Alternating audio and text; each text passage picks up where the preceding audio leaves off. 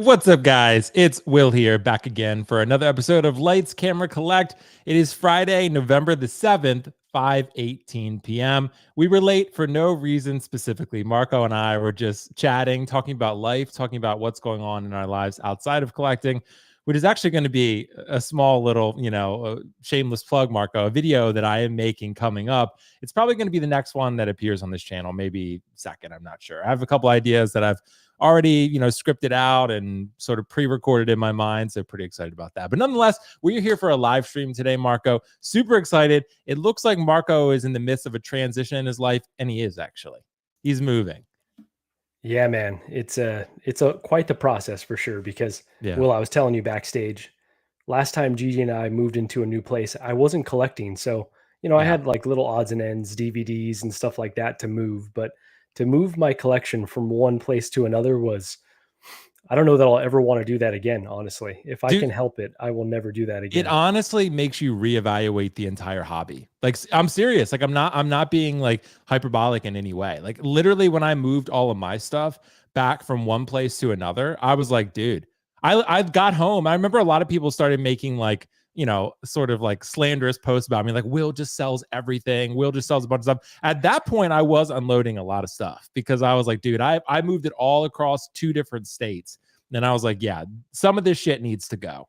And that's precisely what happened. You need an event like that to make you evaluate what you really need. You're right. It gives you great perspective. 2 states, though. I moved my stuff like 15 minutes away, so I couldn't imagine moving 15 minutes. states. I mean, it sounds a little dramatic. It was like 50 minutes each way. But okay, I can tell you for a fact, Marco, there were many trips taken, many of which had a full car full of collectibles. So at that point, I was like, dude. And right now, I probably have like, I don't know, I think I have like 50 figures or something like that. And 10 to 12 statues. So nothing crazy. But at the time, I had probably a little bit more, maybe 75.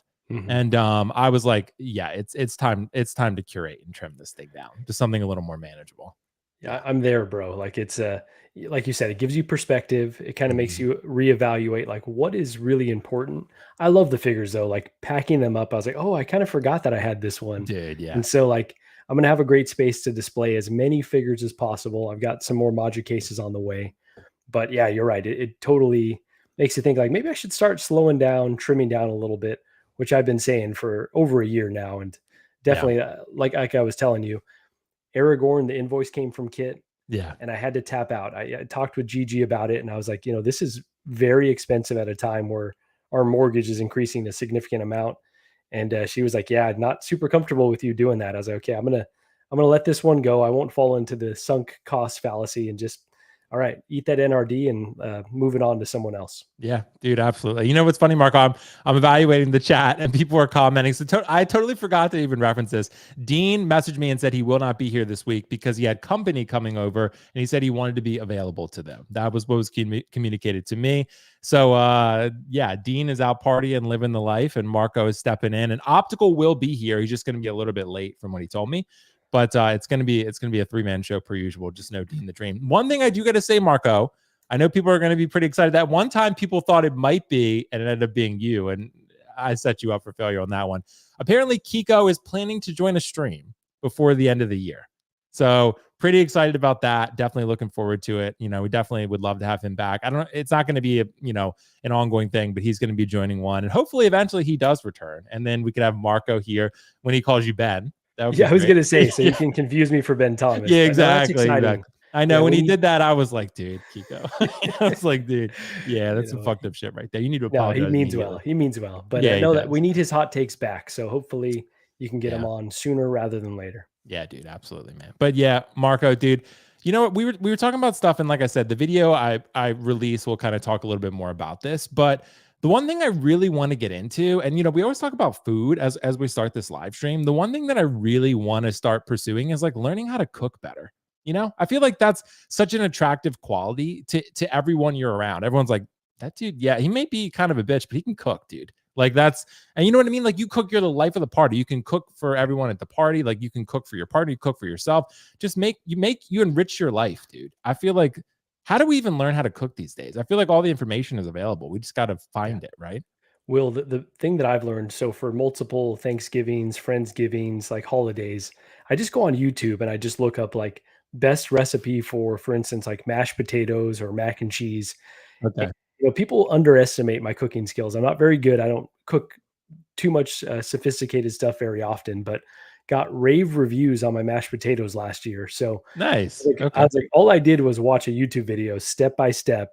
I think that's the key, is to really like follow to a T what the other person's doing. You can add your own flair, but we're always on YouTube looking at other shit. Might as well look up how to cook. I did look up a video the other day. It was like 25 minutes long. It was like cooking 101 for beginners. And I got a little bit into it. And the first thing was like learn how to measure properly. And I was like, yeah, I mean, that's actually fair because, and like I actually follow the instructions. I used to do something called Every Plate. I don't know if anyone in the chat can speak to this. When you do like, it's like HelloFresh, where they would mail you the stuff and you cook it. It was actually delicious and it was pretty fun. Like you would cook a bunch of the stuff. They send you the ingredients. They give you instructions. It was a pretty good time. It just gets expensive. That's the problem.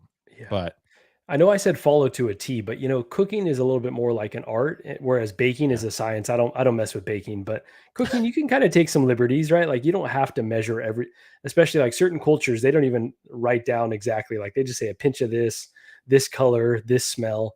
So you can experiment for sure. Yeah, that's true. That's true. Well, I'm pretty excited about it. I'm starting my cooking journey, and for those who follow me on Instagram, you will get updates because dude, I've been cooking chicken, Marco, for the longest time, and I do use seasoning now. I use what's it called? The like a soy seasoning. It's called it's like teriyaki, very very teriyaki or something. Okay, that's like a step.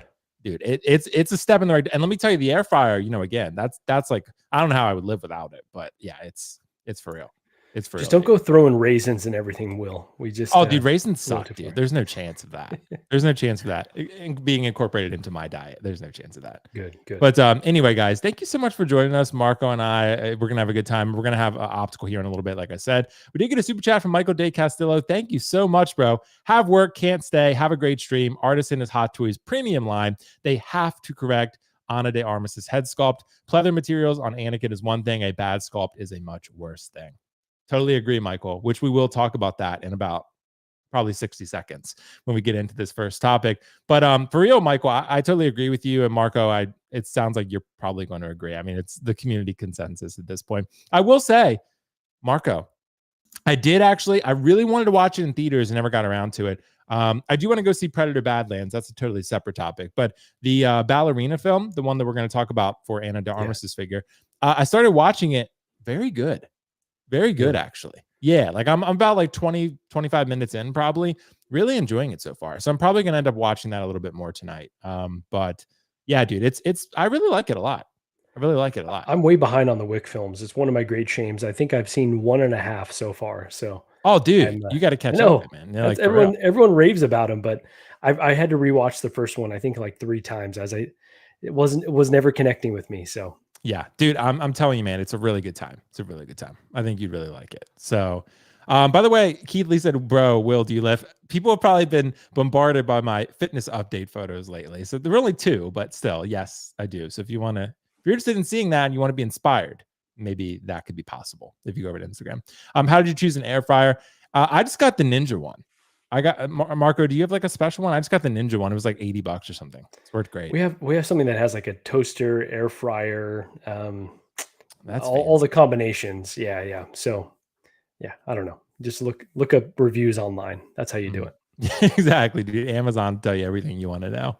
But anyway, guys, let's talk about that figure first. The Artisan Eve Macarro figure. So this is from the ballerina from the John Wick universe, and it's an artisan figure. Marco, I'm sure you saw. There was actually no queue whatsoever. No queue to jump in, no random spot in line, no quippy little one-liner when you're in the queue from Sideshow saying like, you're about to be artisan fight or whatever they come up with every time you're about to experience some trauma for missing out on that figure. Like Anakin, for example, though I forget something about Mustafar with Anakin, and then like a bunch of people missed it. I'm like, okay, yeah, that was fun for us. But we have the ballerina figure, the Eve Macarro here, and it's faced a lot of criticism and scrutiny just because it's really not that great, in my opinion. I look at the figure and I just feel like this seems a little bit half-hearted. It seems a little bit rushed. I don't think it's absolutely like horrendous, like the worst thing I've ever seen. I don't think it's quite as bad as everyone's saying, but I do think it's pretty rough. I think this is very much this is probably Hot Toys' worst artisan head sculpt yet. Let's be real. It's got to be their worst. And I think overall it has some nice stuff. I mean, it has, a cool display base. And we'll get to the John Wick that was teased in it a little bit later. But this is not Ana de Armas. It's just not. So this looks like more Barbie dollish, and I see potential in this sculpt. But the question is, Marco, if you really love this film and you really love this character, you're not getting a sculpted one. I think that's pretty clear. So the decision you're going to have to make is, are you going to pre-order this one with the expectation that Hot Toys improves it? Which I think they will. I think they are going to. I think the feedback is going to be significant enough for them to fix it. But you also have to recognize this is not going to be a super high selling figure. This thing is still on pre-order. It's not sold out. It's only like 2,000 units or some shit like that. And it's still not even sold out. So Marco, if you pre-order this, should you expect Hot Toys to be improving and refining it? What do you think? Yeah, it's a really dangerous game to play, to just be like, okay, I'm going to wait for Hot Toys to improve it. I do suspect that they will, right? Like you're saying, because there's so much negative feedback. I haven't seen one person really say a positive thing about this. So I think that they are going to improve it, but I don't like to get into the game of pre-ordering, expecting that they will improve it, because sometimes they don't. Sometimes they're just like, you know what, like you said, it's not a large selling figure, so they're just going to leave it as is, and maybe just send some different pictures with better lighting. On this prototype, though, I'm not as worked up as everyone else about it. I don't think it's great. Like, I really don't. And maybe it's the pictures, maybe it's the actual prototype itself. I've seen the pictures from Secret Base or wherever they took them from, but I always thought that they would have a hard time translating her face into a figure, because she has just like a really unique face. Yeah. I'm not going to repeat the line that I always say about her, because I will get roasted here and people won't understand the nuance, but she just like has a very unique face. And so I was always skeptical like that they were going to be able to get it right. And then sure enough, it feels pretty far off. But for a lot of people, for me, I'm like, I kind of see the likeness there, honestly. Like, this is kind of what she looks like. It definitely needs lots of refinement to make sure that likeness pops. But yeah, I'm not feeling like they're completely off base. Like a lot of people are saying, like one of their worst sculpts ever. I'm like, that's kind of her face. Honestly, that's where I feel, but I know I'm in the very small minority there.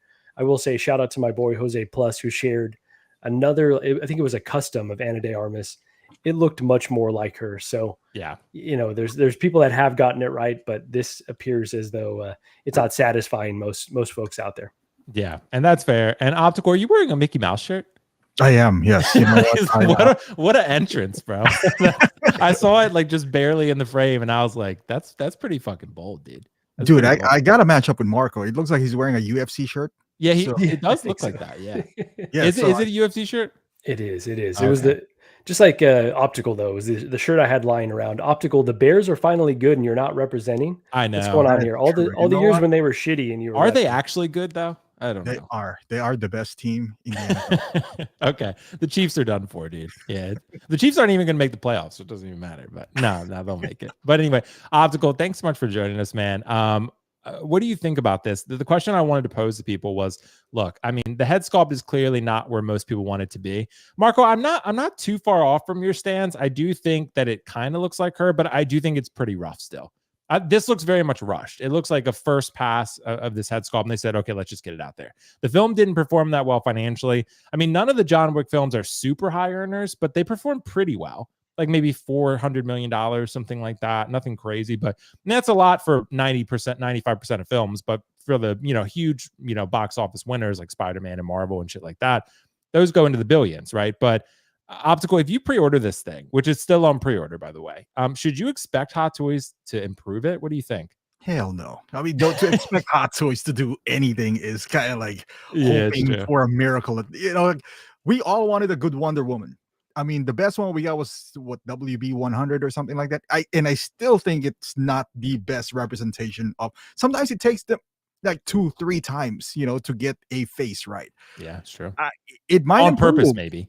Yeah, it might improve, but I highly doubt it. It's looking so rough right now. Like the hair is rough. I know her hair is parted in the movie, but this is not like that.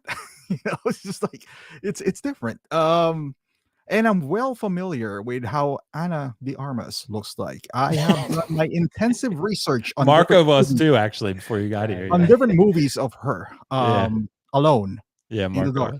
So I am well familiar with and there is something to get into this. Like, it's not completely horrible. I kind of see the eyes, but overall, to pay 300, almost 400 out the door. I mean, let's put it this way. This is going to be rough for 280 for me. Like, if you make this 280, I won't buy it. Much more to make it almost 400. Let's be honest. It's like, what, 385 out the door. This is like 410. Yeah, right? It's going to be over 400 out the door. Plus tax and shipping. Would it be better with a sculpted hair? Maybe. I don't know. I don't think so. You're gonna have some trouble moving the head around. Yeah, you won't be able to move it. Are they even gonna do a sculpted hair? I don't think so. Yeah, we were talking about that. I think that ship has sailed already. I mean, this isn't even like a super high edition size for this one. I don't think they're gonna do a sculpted hair for this one. Yeah, right. The sculpted hair would be crucified as well. And I felt like Wednesday was a good looking figure, and people got something to say about that. And that was like 270. Imagine this at 370. Yep. Artisan hair. And I think Wednesday is a lot closer to Wednesday. I actually thought that was a pretty good figure. I thought so too. I thought it was pretty solid. You might not like the character, but the figure, if we're talking about just purely the figure, I think it looks great. This one, no. It's not as bad as some people make it out to be. Maybe it is that bad. I take that statement. I mean, I don't know. Optical 2,500 units. This thing is not even probably anywhere close to blue screen or red alert. I mean, it's like, they probably have plenty of stock for this right now. I mean maybe Hot Toys knows that. They're just like, this film didn't do well financially. Yes, people liked it overall, but it's not going to sell that well. Yeah, it's not. I mean, the movie is not in that level yet where, I got to get this, because they might not do it again. That's how I feel. Like, she's not John Wick yet. Like, if you have John Wick and they only make one, you have this fear. It's like, oh man, maybe they won't tackle him again. I don't think she's in that level yet. So I don't think people are going to be rushing to pre-order this, even at 280. I'm not gonna lie. At 280, this is still going to be 280 is what, like a regular MMS nowadays. I still think it's with everything that we're getting back, here at Hot Toys InArt. Would you really want to spend like 370, with something like this? I don't know. And that's the thing, bro. Like, think about how many good figures are coming out from all these companies: Hot Toys, J&D, InArt, fucking third party, anyone, right? Like, there's so many good figures that are being announced. There's too much good stuff out there right now. And this is, to be honest, I don't know. No one's really pointed this out as much. I don't really like the tailoring. Like, I look at the suit, this coat looks, I think that's how it looked in the film, but it looks very odd. And even this, like, this doesn't look, I don't know, super high quality to me. Like, it doesn't look like an artisan figure. I think it's got to be, I mean, there's the Dark Empire Luke or whatever. That one I just have no interest in, but this might be the worst artisan figure they've announced, because it just doesn't look like, there's nothing about it that screams premium to me. So is it just the costuming too? I haven't seen the film, but she just kind of looks like a lady with a gun. Nothing about this really screams like assassin to me. And that's even with John Wick, he had a suit though, so that was kind of cool. But this is just like a lady in a outfit with a gun. Yeah, she doesn't have like a I would add though, because this is her, I guess, suit on the last scene where she was just being badass, with a flamethrower and all that stuff. But I would say she's more iconic in the red dress. Now, Hot Toys would not tackle that red dress because shoulders are exposed, and then you got to put tattoos on her. So they're probably thinking that, hey, you know what? We're going to put more effort to this. We can't even get the head right, and now we're going to give her, a body that's kind of challenging. Yeah. So we're going to go this route. So with that decision alone, and kind of like, it was like, all right, they're already cutting corners, so to speak, on this one. So now, with the head. I don't know. Like, for me, that is more iconic when she had the red dress, even though that's not the final scene. But it's on the trailer, it's on the posters and all that stuff. This is cool. You have two looks.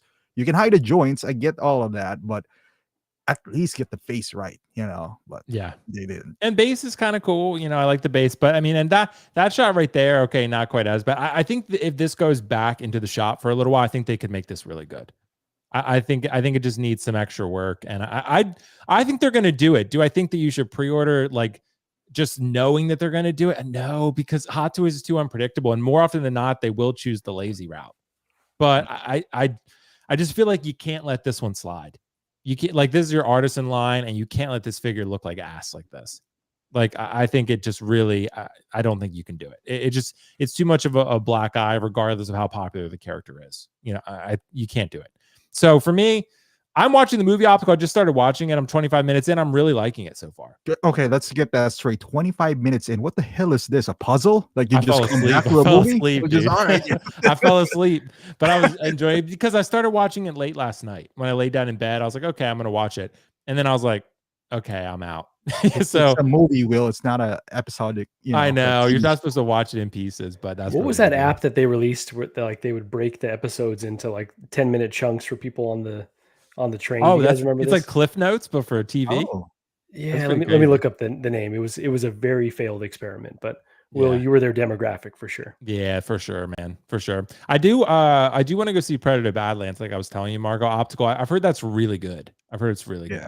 So I'm excited to see it. I mean, the reviews are 85%, and everyone I've seen posting online said it's, really good. By the way, Sergeant Style Collects is here. Super chat. Thanks so much, bro. $4.99. You watch portions of movie at a time. What are you, a savage animal? This is actually true. That's actually a fair question. I normally don't do that, but last night I did because, again, I wake up Optical and Marco to go to the gym at like 5:30 in the morning. Like if I stay up till midnight watching fucking the ballerina when I know the head sculpt sucks, then I'm not going to wake up in time to go to the gym. And then you can't go at night, dude. The gym's too crowded. It's not fun.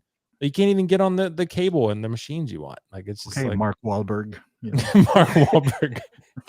That's basically me. I wish I had the physique of Mark Wahlberg, but he's got like trainers and chefs and shit. 199 super chat from Game Shift. Thanks so much. Has Hot Toys ever recalled an artisan figure for a sculpt? No, and I don't think they will. I think they will just fix it before it goes out the door. That would be my speculation. But that's a good question. But no, they have not. They only recalled one sculpt ever that I've seen Optical. It was the Tony Stank. Tony Stank, yeah. Yeah. Tony Stank. That was a fucking disaster. That is a bait and switch. It's not even. It was a different head sculpt. That thing was pretty ass. Yeah, It was pretty ass. I'm not gonna lie. That was. Why did they do that? They're just like such an odd decision. And Sideshow was probably like pulling their hair out because they were like, "This is an absolute mess for us." Like, that's not what we pre-ordered. I think that's the reason why they kind of recalled it, because there was like it's not like off by a little. It's like a different figure. And it's not. It wasn't Battle Damage Mark 85, but it's still Iron Man. It's Mark 85 Endgame. That's a very important figure, and like collectors are not just gonna let that one slide. This is not Ant-Man. Like if you just like gave us an absolutely shitty head sculpt, like dude, no, that's not gonna work. No, not gonna work. So yeah. So anyway, guys, thank you for your thoughts on that one. Let's talk about John Wick real quick because Hot Toys did tease another one. It's an artisan version. It looks like to me in these ballerina photos. I'll pull that up real quick. There was only one, and I think the top comment was like, "Does everyone else see John Wick in that photo too?" And it's exactly what I've thought when I woke up this morning.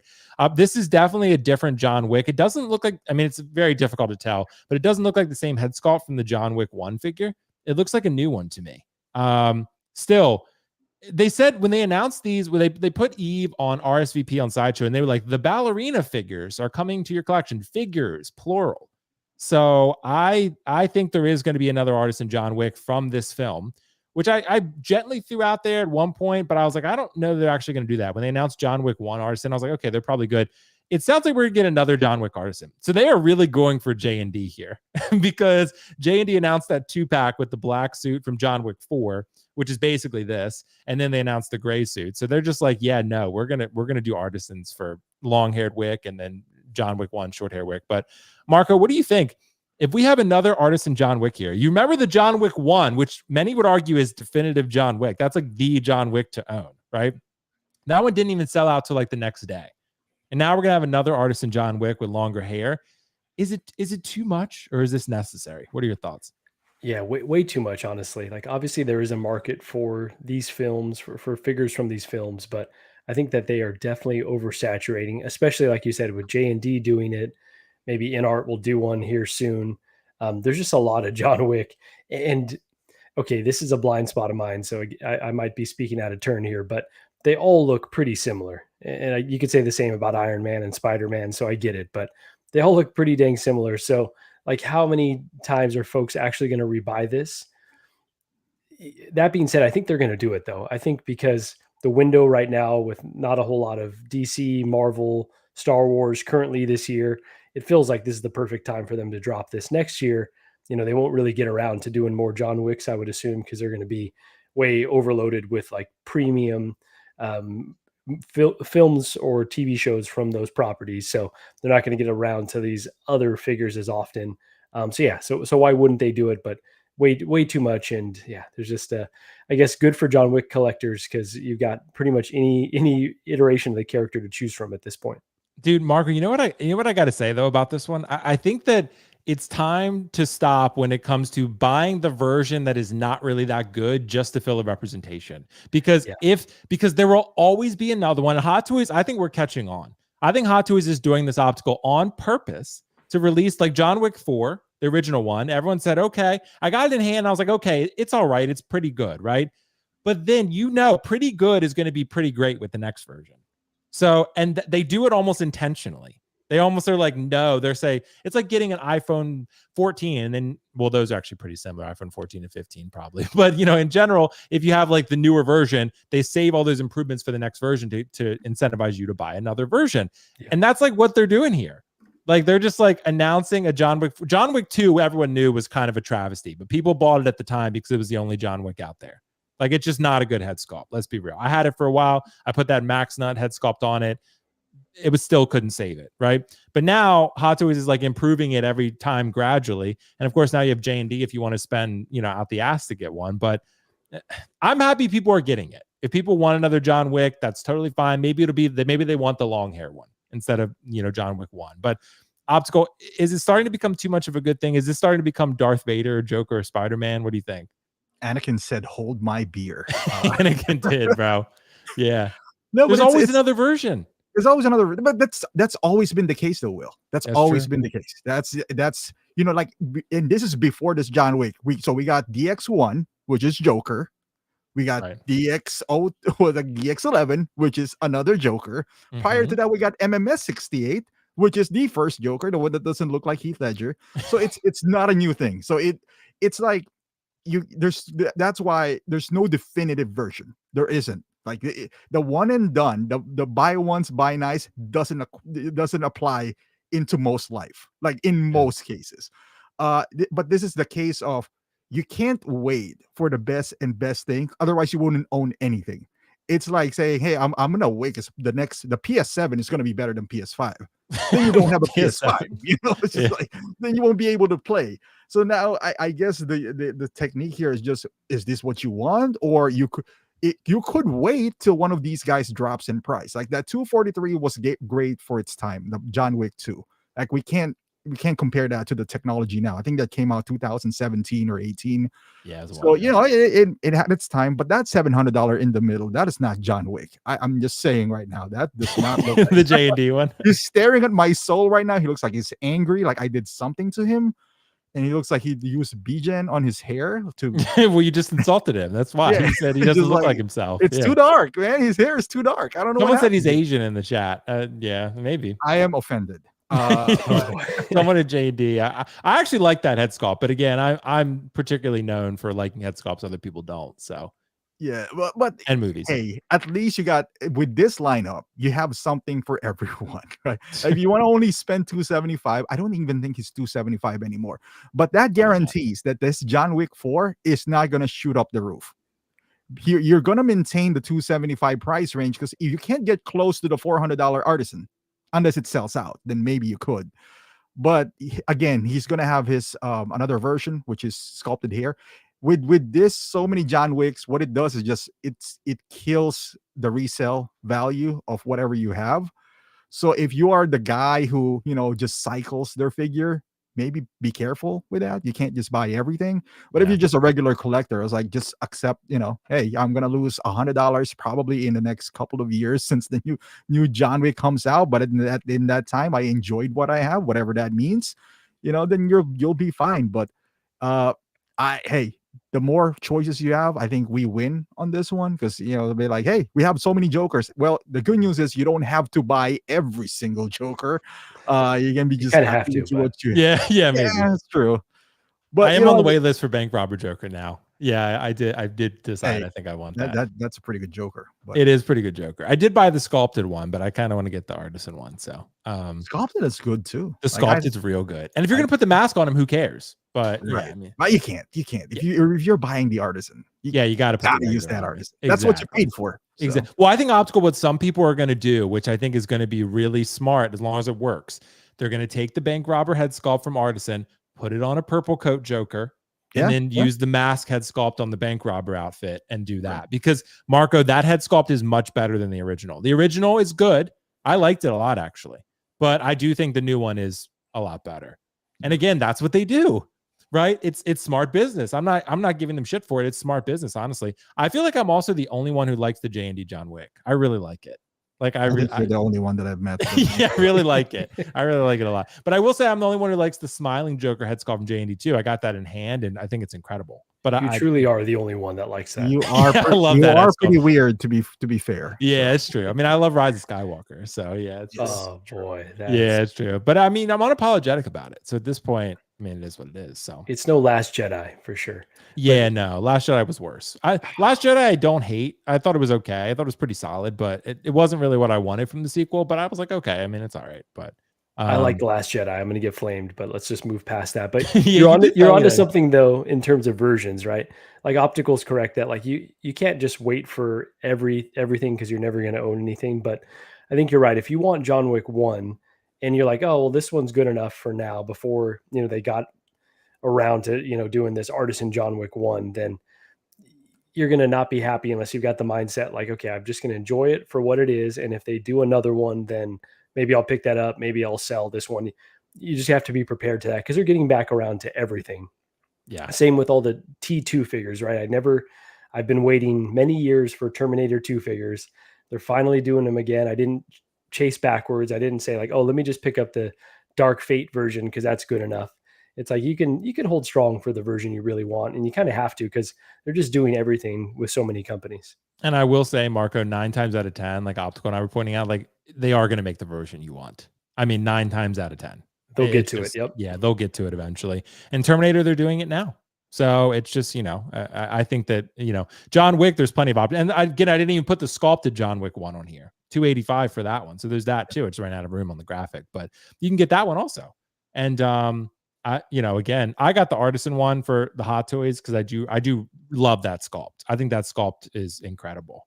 But still, I'm excited to see, which one people are going to pick up. But I think when they announced this other one from Ballerina, I think it's going to sit there for a little while. There's too many John Wicks out there.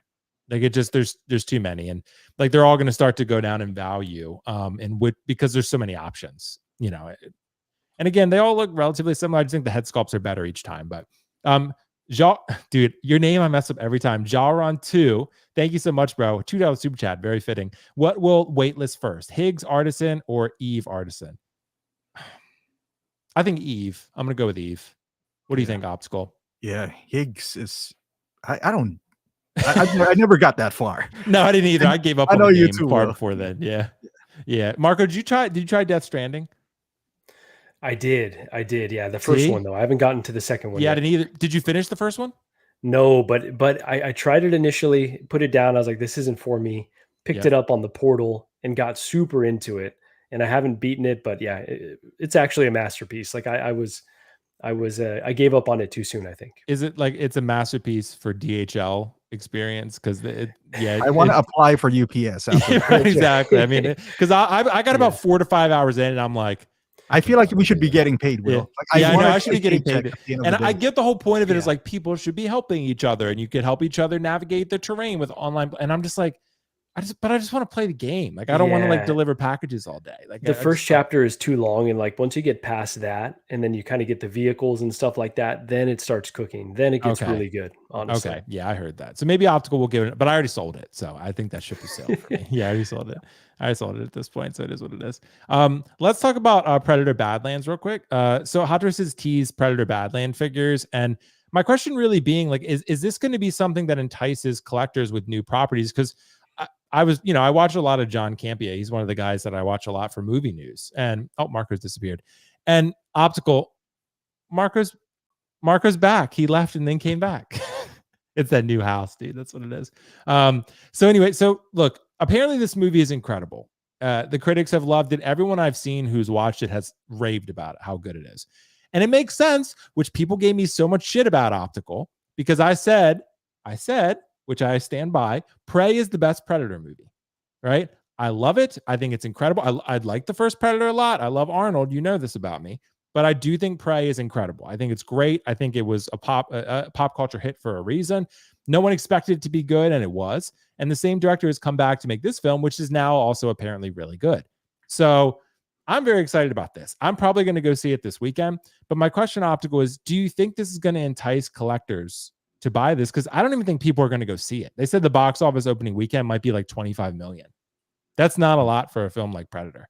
And I'm just wondering, like, are people aren't really going to the movie theaters. I'm hardly going anymore. And I'm just wondering, are people just really, even for collectors, like, I want to buy a Terminator figure from Terminator 2, or my 5th Anakin Skywalker, or my 6th Joker, but I don't want to buy a new Predator, right? That's what I'm starting to sense the trend is. What do you think about this, no matter how good the movie is? The movie needs to be fantastic for people to buy this, because he doesn't look good. Like, just the aesthetic of this Predator just doesn't look good. So the movie has to blow me away for me to be like, oh man, I can't wait to get that. Because even as good as Prey is, and the Predator looks good in that movie, like, for a guy who can't buy every Hot Toys, that would just want a single Predator, I'll be like, I'm going for the Jungle, because the biomask and all that stuff, like, that is more iconic to me. If I want to spend $400, I don't want to do it again. You know, I'll just, if I want one Predator to represent my collection, this would be it. But for this, I mean, you can already see there's no joints on the elbow, so that looks pretty good. But that's what he looks like. Yeah, I mean, he's not, you know, like, he doesn't have a wide shoulder. He just looks like an old sack of ball, but, you know, just can't unsee that now. Yeah, that's true. Apparently he's great. He's not your normal Predator, though. There's some things about him that are different. There you go. Like I said, like an underdog. Yeah, he might have like a redeeming quality that in the movie you'll be like, I gotta get that. But first viewing this, I'll be like, oh, okay, not what I was expecting. Like, let's be honest. Like, if you're playing a wrestling game, you want to play the guy that's big. You know, like, you want to play like no one wants to play with those like lightweight guys, you know, like, but he's that type of character. We're like, okay, he's not. But if the movie's really great and it highlights him in a good light, then I can see people was like, all right, you know what? Yeah, I'll get that. I'll pick that up. But for first glance, you look at him and we're like, nope, that I'm gonna reserve my money for the Jungle Predator. But look at the girl in the back doesn't have a legs. She's like, yeah, Elle Fanning. Yeah, apparently she's great in this, by the way. Apparently she's awesome. Because I'm gonna watch it on Tuesday, but I have no idea what I'm watching. You're going to see it Tuesday? Yeah, I'm watching a Predator movie. I have no clue. Didn't watch any, you know, trailers or, you know, anything about it. So I was just like, all right, I'll watch it. But, I have a feeling though, Optical, I'm going to see this and then want this figure. But it, you know, one thing I will say, and I want to shout out Chris GTO, man. Is Prey is better than the original. Will is such a contrarian. You know what's fun? So the one thing I always say about this, I think sometimes we live in our echo chambers in this community, and we don't recognize what the rest of the world is saying about these films. Like, and I always bring this up, Optical. I know you mostly disagree with me on this one, where I said Shang-Chi is a top tier MCU film. It is. You know why? You know why I know that I'm right? Because I feel justified on this. The audience score is a 98%. Like, a 92% critic score. Those are Dark Knight numbers. Do you know how many people are in China? Yeah, true. In China, it didn't play. In China, it didn't play. You are right about that one. Yeah, because Simu Liu said some shit that upset the Chinese government. But other than that, it was great. Tony is pretty beloved. That's true. And I get the critic score for this one's 94, where audience is 74. But this Prey got a 94%. That's what Dark Knight got. Like, that's what I'm telling you. Sometimes I feel like we live in our echo chamber saying like that's a contrarian. It's not really. I think I'm actually in the majority. Like, I think that's where I like to point that out sometimes. Like, Shang-Chi, you might think it's mid, but I'm telling you that's not what most people thought. LeBron James has more points than Michael Jordan. Doesn't make him better than Michael Jordan. That I agree with that. Saying. Now you get a round of applause for that. Yes. I'm not saying it's better than The Dark Knight. Don't hear what I'm not saying. The Dark Knight, I think, is. I think The Dark Knight is the best or second best comic book film ever made. Infinity War is right there for me. Infinity I'm War. ask Marco, do you think you can put 10 MCU films before Shang-Chi? 100% I can. 100%. No, you both can't. And I'm just offended that we keep bringing up The Dark Knight in comparison. I really do like Prey, but The Dark Knight out of your mouth. The Dark Knight is goated. I agree. I mean, I have a Heath Ledger figure that costs me $900 right here. Marco's gonna come up there and slap you like he's gonna slap the shit out of me. And I'm taking that figure. I mean, I agree. Dark Knight is pretty goated. Don't get me wrong, but you know, I do think Infinity War is the best. Infinity War is my favorite movie. I agree with Marco. I think I can name 10 MCUs before Shang-Chi. Maybe I couldn't, but yeah, that's anyway, dude. I love this conversation. Marco, Badlands. Do you think this is going to entice people? Because apparently people are loving it. Optical's kind of excited to see it. I'm excited to see it. So, what do you think about this? Yeah, I don't. So I really did like Prey, and so I'm optimistic in terms of this film. I think it's going to end up being really good. I'm excited to watch it, but I hate this design of the Predator. I really do. Like everything that I've seen when I saw it at Comic-Con. This picture right here, truly horrendous stuff. And I'm sure, once you see it in the film, it's going to maybe grow on you. But I'm like, why did they design it like this? It just doesn't feel like Predator to me. It feels kind of like a knockoff. So the tease as well, like just everything about the figure isn't impressive in terms of that tease. Again, it's a really small sample size, but I'm not thinking that this is one that I'm going to have to pick up. But maybe you're right, Will. Maybe I watched the film. Maybe I'm completely sold on the design and on Elle Fanning's. What is the name of the? Because it's part of the Alien universe, right?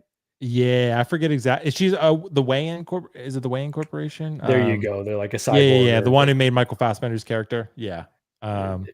Exactly right. So maybe like that combination really sells me on it. But for now, everything that I'm seeing, even if I enjoy the film, I'm thinking this one's going to be a big pass.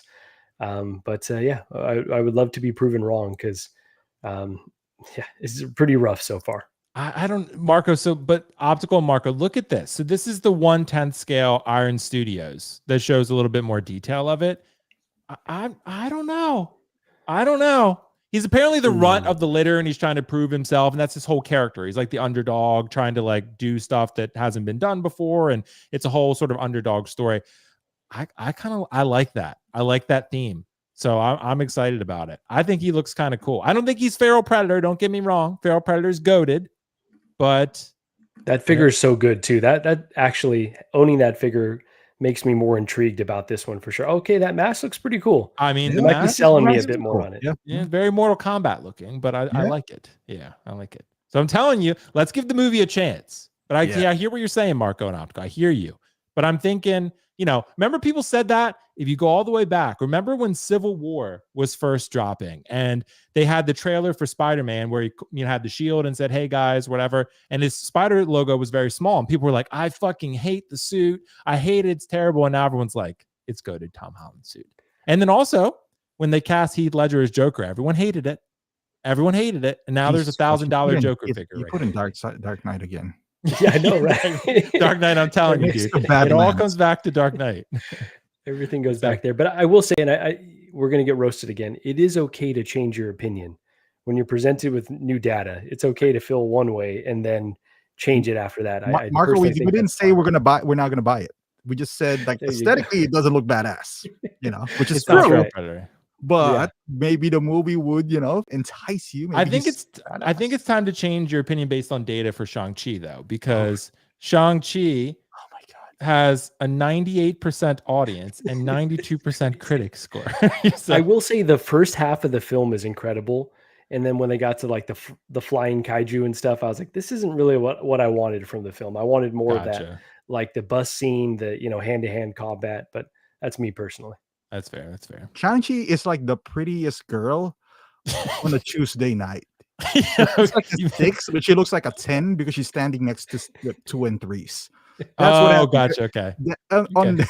On that year, it was a shit show of movies. So it was like COVID time. So Shang-Chi was easy to rise up. It was just like that's the best movie of 2021 or whatever that year is. Yeah, it was COVID, and also it was Black Widow time. I think that's when that came. I liked Black Widow. I thought it's not like a top tier. Yeah, I thought it was still out of my top 10, but no, it's not the top 10. But Shang-Chi is though. Yeah, Shang-Chi. But I will say Predator Badlands, I'm super excited. I think I need to go. I was going to go last night, but then I was going to fall asleep too late. So I was like, and then I ended up watching the Ballerina. You were going to go after Ballerina? Yeah, exactly, dude. No, they had a 7:30 p.m. RPX showing in the Regal Cinemas. Nice. And I was like, all right. I think you might have me for this one. Yeah, you should ask them how much a ticket for 25 minutes is. Come in and watch. Get a senior discount. Yeah, exactly. Do I pay partial?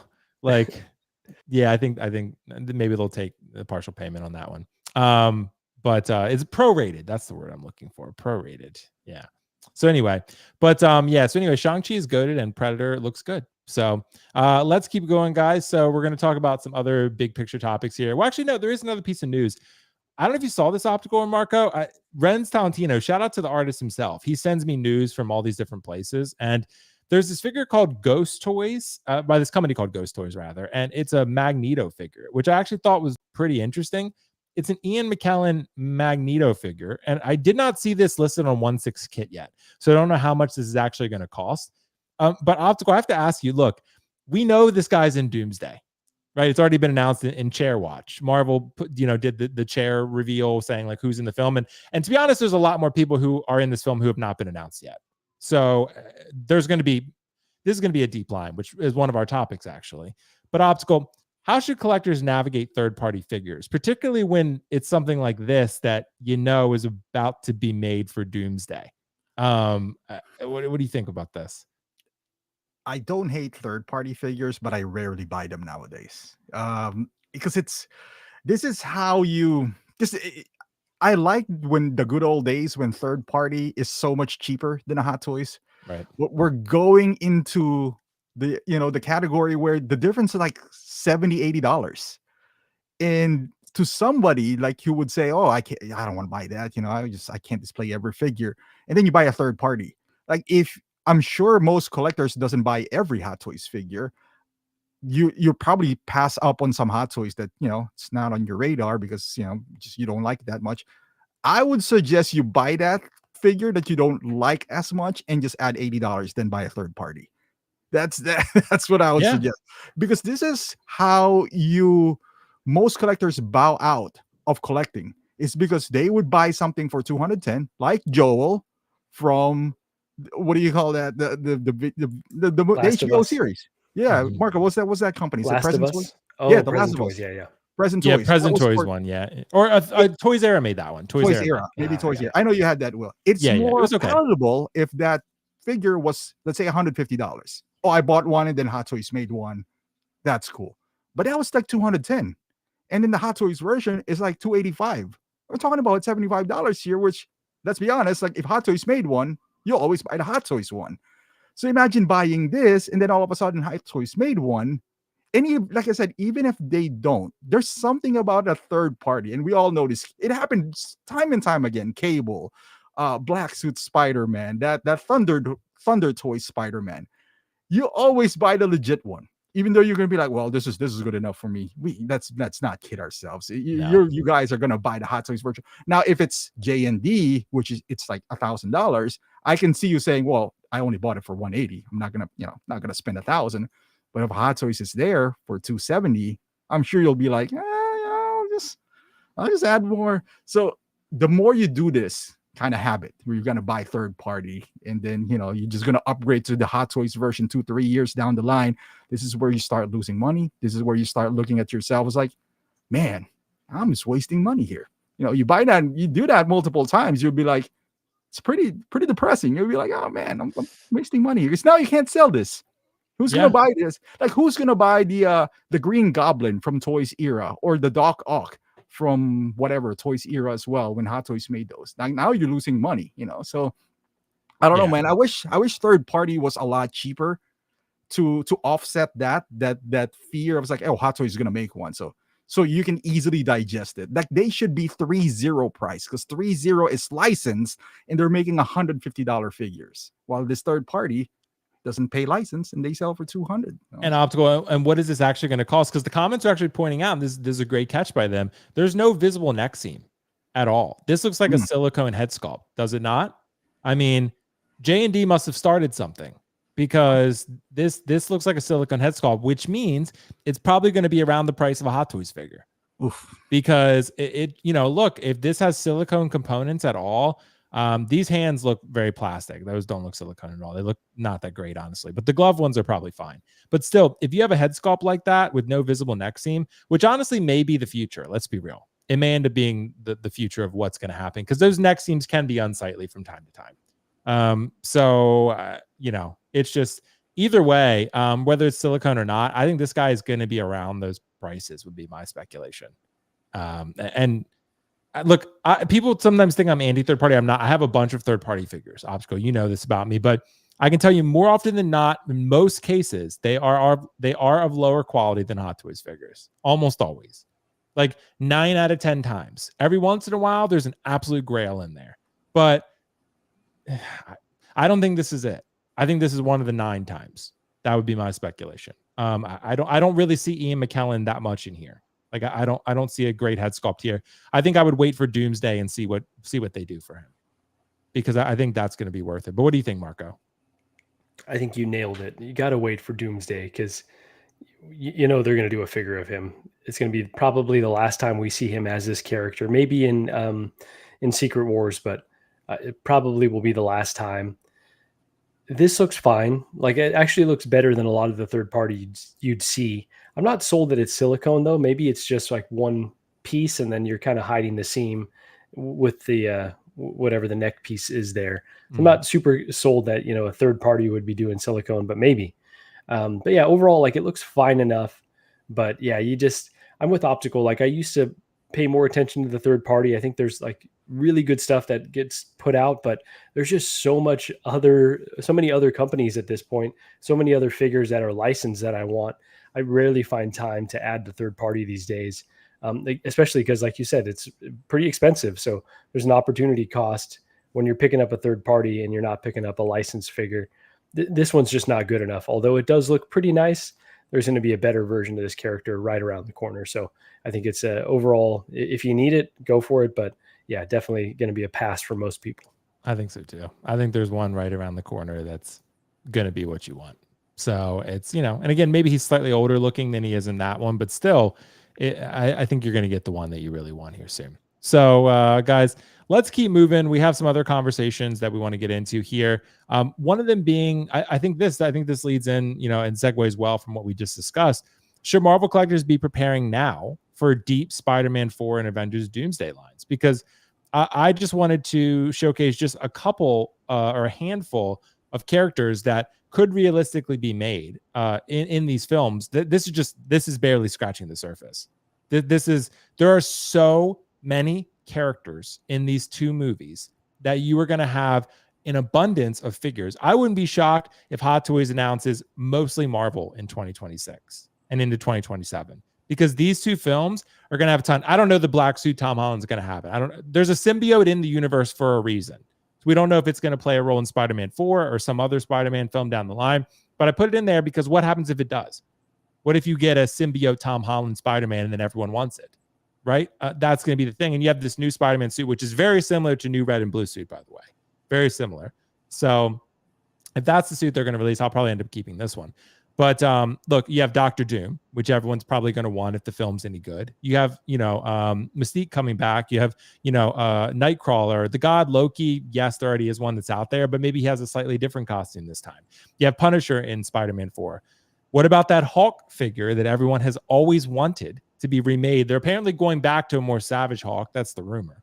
And if they do that and you get a more savage Hulk and it's a remake, essentially Avengers Hulk, basically, then or Thor Ragnarok, a version that they never made. You have Scorpion in Spider-Man. You have, of course, every other character. Maybe they finally make Namor, right? Because everyone wanted him from Black Panther. Maybe he gets a Doomsday. He's in the film. Shang-Chi has a new outfit. He's goated, right? So at that point, there's Nightcrawler is one that everyone has wanted for a while. Optical, Marco, should we start preparing space in our displays now and our funds for the second half of the year? Because when they start, the second half of the year for Hot Toys for Marvel announcements is going to be wild, because you have Spider-Man in July and you have Doomsday in December. So the announcements are going to be around those times, the second half, Q2 to Q4 of 2026, there's going to be a lot of Marvel shit. Optical, should we start preparing now? That's a tough ask because, you know, the movie's not going to come out in a year. Yeah. Then the figure is now going to be announced 5 months after the movie is done. Yeah. And then that's another year where we're going to wait till the figure gets released. So we're waiting 2 years here. And by preparing, if this is true, for example, let's say you have a limited space, you're asking somebody not to buy a figure for 2 years. That's an itch that I don't know if a lot of collectors can, you know, avoid not scratching. Now, you could kind of like what we talked about with Magneto, kind of, you know, knowing that this would come out. And let's say you're a Marvel fan. I'm assuming, you know, if you're listening to this, you're a Marvel fan and you're anticipating this, then maybe this is the time where you're kind of like questioning your future purchase. So it's kind of like that Magneto, for example. It's like, should I get this third party? Or let's say as good as the Doctor Doom, the one that we have now, the comic book version. And I think it looks really good. Like you're going to be like, all right, would I be okay with having 2 Doctor Dooms? Or can I, because let's be honest, once that's announced, the RDJ, the other Doctor Doom would plummet in price. So you just that's just how the logistics of this works. So now you might want to, if you're not a Terminator fan, as good as the Terminators are, can you resist not buying T-800, for example? Let's say you're just a casual collector. To prepare for this, what if the movie bombs? You know, like I don't think it will, but you know, what if they become Superman, where you are preparing for a lot of figures, and then long and behold, you only have Superman? I don't think that's going to happen. Just Dr. Doom. That's just like you got Punisher. It's like, what? Yeah, right. No Spider-Man. Yeah, you never know. You never know with all these things. So I would just say be smart when you're collecting, knowing that these guys are around the corner. By that meaning 2 years from now, you know, maybe set your, you know, like set your spending to, I wouldn't say a minimum, but be smarter with that. Like with a RoboCop. I know you always wanted a RoboCop, for example, but hey, maybe they'll do RoboCop 1 again. You know, maybe you don't need to buy this old man Indy. For example, you don't have an Indiana Jones. It was like, oh man, old man Indy is back in Big Bad. It was like, well, there's a big possibility that they're going to do a young Indy. And if that happens, that might be 2 years from now. Then, you know, you kind of save money. You know, this, because I know you made a video, Will, about people tapping out and all that stuff. And I think this is a big contributing factor for this. Like if you try to overspend, now you can't sell them, you know, like you're losing a lot of money. This is one of the factors where you're kind of like, oh man, this hobby's too much. But yeah, I mean, at the end of the day, it's your money. You spend it how you want. But, you know, if you are, I have a lot of figures and I don't normally look ahead because I don't know when I'm gonna retire. I might retire before this even comes out, you know, so you never know. So I'm enjoying it while it's here. You know, this is a hobby. This is not my kid's 529 plan. So I don't want to really look forward to in the future too much. I enjoy it as it is, but in the process, I just try to be smart with how I, you know, kind of do this hobby at the same time. That makes sense. And I'm just thinking, Optical, if you have a Marvel display case like I do, I can probably display 15 figures in a, you know, comfortable, you know, fashion. So if I'm doing that and I have a lot of the Infinity Saga stuff, right? And then now I have to find a way, if I love this, to get some of this stuff in there. Like there's going to be some that, like the X-Men, I'm probably already out on, for example. Like I'm probably not going to end up with those in I might review them, but I'm not going to end up with them in my display most likely. But Doctor Doom, now that's different. Like that could definitely be one, right? Because, you know, I love the villains, right? I would love to have a Doctor Doom provided this film's good, but I think Spider-Man 4 will definitely be good for the main reason being it's Shang-Chi's director. So he's going to absolutely kill it. And with Doomsday, you have the Russo bros coming back. So could it be asked? Because the Russos have done some shitty films since they've left Marvel, but I think it will be good. Let's look at their Marvel track record, right? I mean, you have Civil War, you had Winter Soldier, the 2 best Avengers films. I don't know, Avengers 1 arguably it was pretty great, but still, regardless, they have a very extensive Marvel track record that's pretty great. So I think people should start thinking about it. Sell some figures that you're just so on if you need Marvel space. Figures that you're not like, I need this in my collection, because you're about to get some shit that you need in your collection. So if you can do that now, before they start tanking in value, then I would recommend it. Marco, what do you think about this? What do you mean before they start tanking in value? The entire market is tanked at this point. That's true. Besides some, but that is true. That is true. But besides like Bane and Feral Predator or some shit like that, but most of the figures, yeah. But new red and blue suit is going for a pretty good price on the aftermarket, and that one's gonna fucking tank when they announce this new one. That's a good point. That's a good point. Yeah, this is definitely a scary graphic because, I'm kind of running out of space here, like a lot of collectors. And you do have to evaluate, like, what is your preferred method of displaying things? What figures do you want to keep in the collection? I really don't sell things. I try not to. So I try to make a decision, like if it's going to be a figure that I want to bring into the collection, I'd like to keep it there permanently. That might not be an option moving forward. Because like I said, I'm running low, and then all of these characters that are on the screen are some of my favorite characters of all time. And some of these could potentially be bigger figures as well. So you're really, clearing out space for the hottest new thing, which, you don't always want to chase the next best thing, but these films could be incredible. They could be dog shit, but I'm working on them being pretty solid at the very least. So yeah, it's something that I've been thinking of for a while now in terms of Doomsday and Secret Wars. I didn't even think about Spider-Man 4, but that's a great addition as well, where these could be deep lines that really shift your Marvel displays in a lot of ways. So yeah, I'm a little bit nervous. I'm trying to plan ahead, but yeah, I think I'm not a huge fan of the way that Justin displays his figures, right? He's got a lot of figures in each case. Yeah. But that's kind of where I'm trending, where I got to be like, do you want to have all your figures, and do you want to have them on display, or do you want to try to trim some stuff and just show that you're the best figures that you have, or your favorite figures in the collection? So I'm definitely going to be at a decision point here very soon. And yeah, maybe my display does become what I wasn't a fan of before, but I think there's a necessity, right? It's like becomes storage and display at a certain point. So you really do have to make those tough decisions.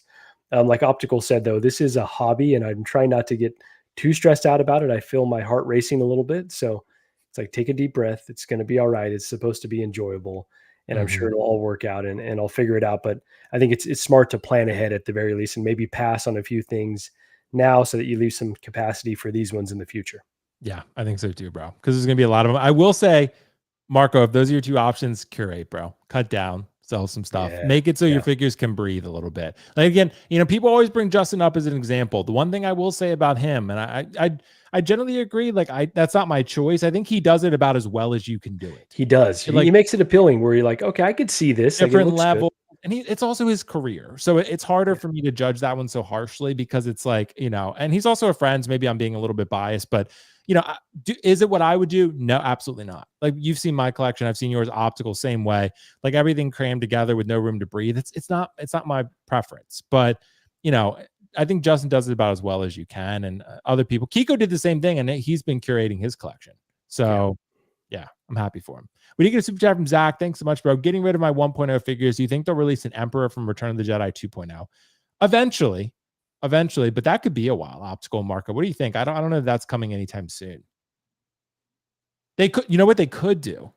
Well, no, he wasn't in A New Hope, was he? I would say they might, because someone put a comment about wait till 2027 when the 50th New Hope anniversary. Yeah, that line's going to destroy wallets. Because they're going to do the 50th anniversary of A New Hope, and you're going to get everything you've ever wanted. Yeah. So, but yeah, I don't think Palps was in that. So, if you want another Return of the Jedi version, I would say hold on to the one you got for a while. Optical, do you agree? I don't see another one coming right away. I don't know, man. They did like 3? Well, they did 3. They did Clone Wars, Brown Robe, and then Black and Red Robe. Black Robe, yeah. Do you really want to do a 4th one? I don't know. Who knows? With the LED throne, they're doing it. They're doing it for sure. They're doing it for sure. Yeah. But I think it might be a while, is my point. Like, I think it might be another 3 to 5 years. Like, I could see that being. I don't feel like it'll be that long. I feel like 1 to 2, maybe. I don't know. Okay. I could be wrong, but that's what I'm banking. It might be announced, because these guys are not going to be announced for another 2 years, probably. Right? Like these guys won't be announced till like end of 2027. They got to announce something between now and before this movie hits. So I think that's one of those figures where, like, all right, a filler before these guys comes out. Yeah, and they did Bespin Han just randomly. So why not do another Palpatine? Right. So I don't want to say that to like sell yours, because that's what we said about Punisher. I was like, oh, wait for the Born Again version. Yep, never came. That never came out. So. Yep, nope. I bet you there'll be one in Spider-Man though. It makes sense. It makes sense. And I just want to set the record straight. I wasn't throwing shade at Justin by any means. He's the highest profile example of like a lot of figures in a display, right? So, yeah, I think it's by necessity, obviously. Kiko was one of them too, though. And Kiko, yeah, I was like, example. Kiko, dude, you don't need to do this. Like, it's unnecessary. Teach their own, though, right? It's your collection. However you want to display it, that's how you display it. Yeah, I agree. So we got some other updates for you guys here real quick.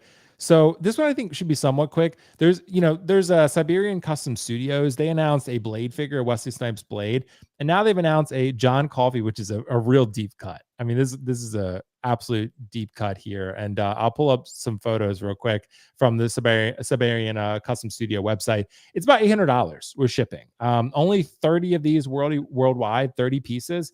And, I saw some people talking about this. It does look pretty cool. It's a nice little custom figure. You have a little rat there, which is interesting. Green Mile was actually a pretty good movie, not gonna lie, but the hand joint bothers me. If you're gonna charge $800 for a figure, I think we gotta find a way to remove that. And Optical, is this the type of thing you really think? I mean, the head sculpt looks incredible, and the neck all being one piece like that, it looks really cool. Optical, do you think collectors are going to make sacrifices for these type of premium figures? What are your thoughts on this?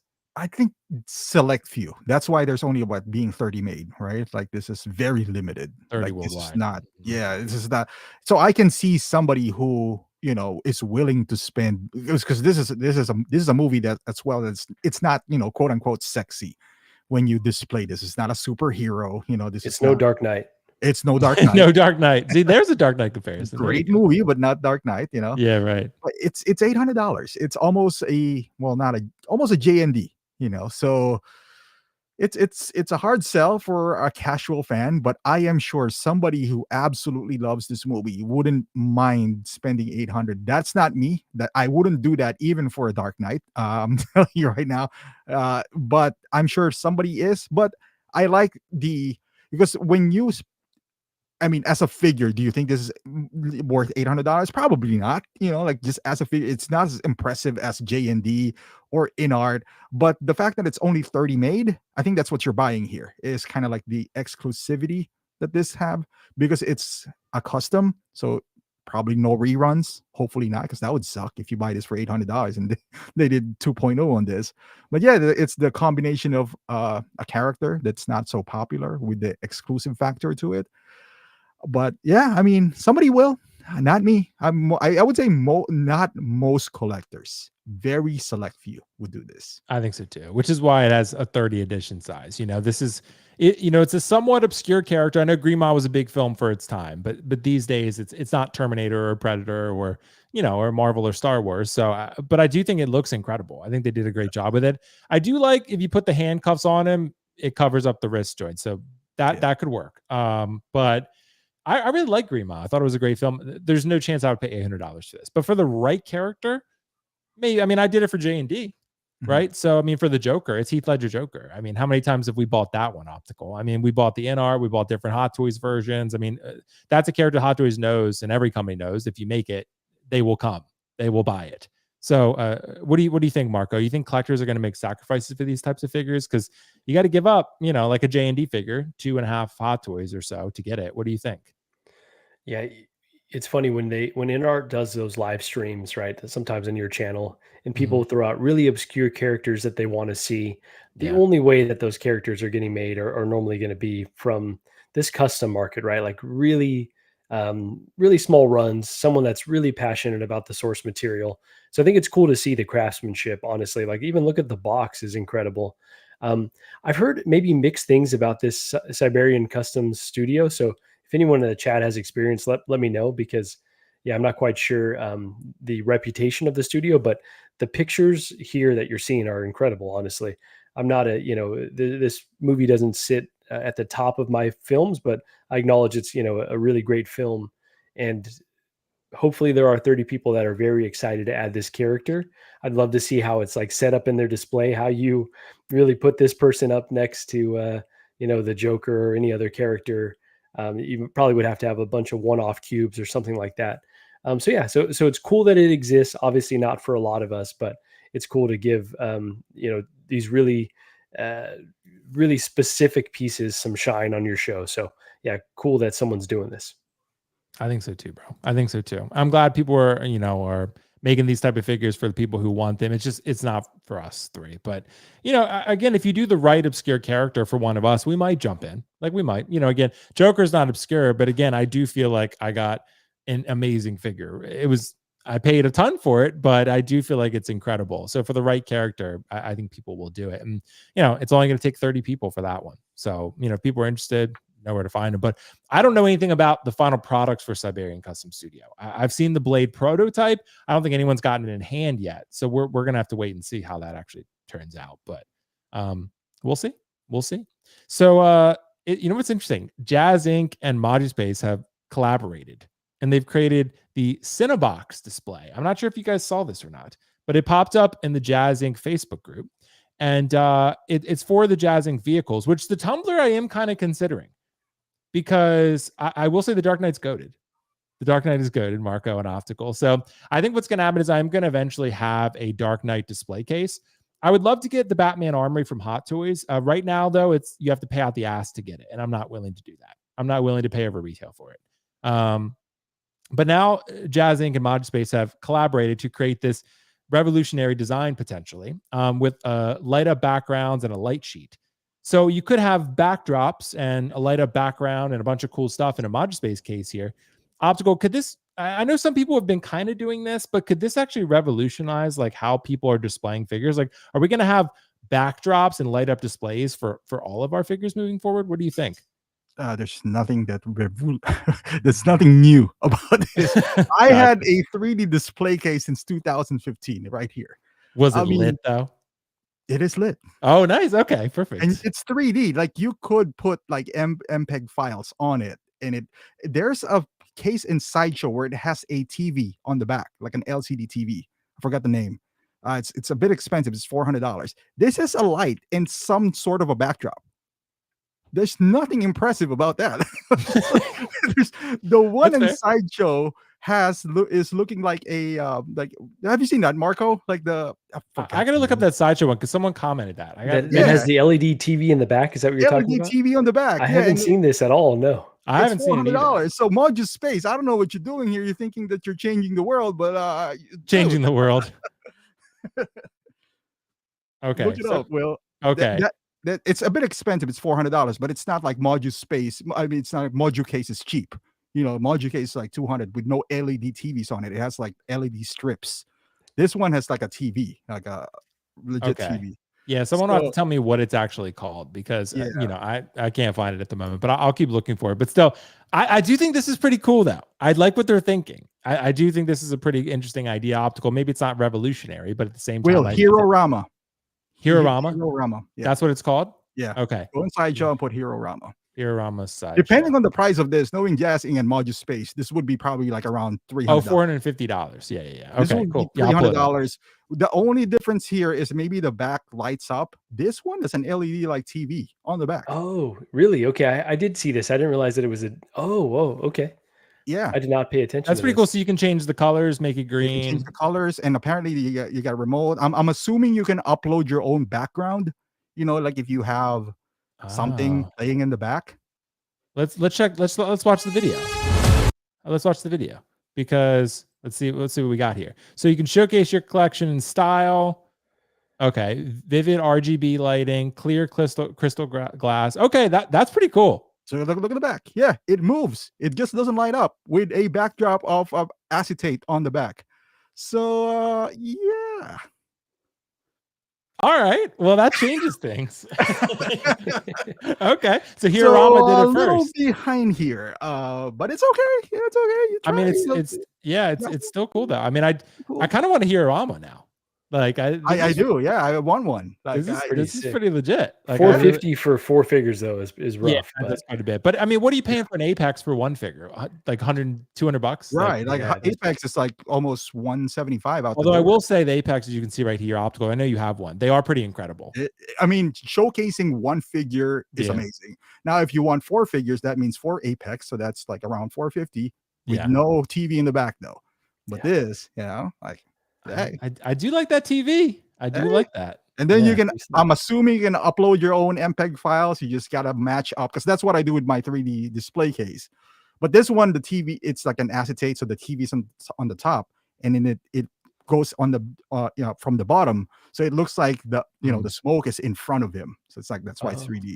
Okay. But this is, but I can only fit one figure in there. But this is, you know. With this Mod Space one, though, it looks like, I mean, you could fit a vehicle in there. So you could probably fit several figures in here. Right. Like you could fit a lot. So, but that's big. They didn't say the price though, right? No. Like, I'm assuming this is around 300, because a regular M60 is like around that price, right? It's probably going to be, I bet it's going to be like $400 to $500. See, this is 430. Like I would, like, if I don't need a tumbler, let's say just a regular figure, I mean, what would you choose? Like a thing that would light up in the back, or a thing where you can actually put, you know, a video in the back? I also know why they did it, but I love how Sideshow put their own figures in this case. They put all Sideshow figures instead of Hot Toys in here.